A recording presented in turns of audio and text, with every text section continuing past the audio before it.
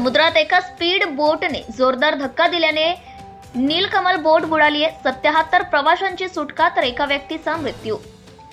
मुंबई समुद्र किनारी असलेल्या गेटवे ऑफ इंडिया ते एलिफंटा घारापुरी तालुका उरण या मार्गे समुद्रातून प्रवास करणारी नीलकमल ही खासगी बोट बुधवार दिनांक 18 डिसेंबर 2024 रोजी दुपारी 3:45च्या सुमारास एका स्पीड बोटीने जोरदार अचानकपणे धडक दिल्याने प्रवासी बोटीत पाणी शिरल्याने प्रवासी वर्गामध्ये एकच तारांबळ उडाली। जोरदार धडक दिल्याने प्रवासी बोट समुद्रात बुडाली। नेव्हीच्या स्पीड बोटने ही धडक दिल्याचे सांगितले जात आहे। सदर बोटीत 80 प्रवासी होते, त्यापैकी 77 प्रवाशांना वाचवण्यात यश आले आहे। या अपघातात एका व्यक्तीचा मृत्यू झाला आहे।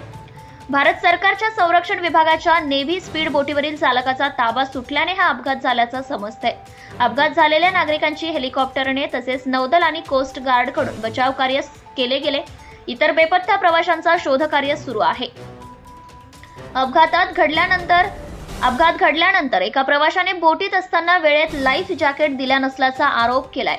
अपघात झाल्यानंतर पाणी बोटीत शिरल्यानंतर लाईफ जॅकेट दिले असल्याचं प्रवाशांनी सांगितलंय।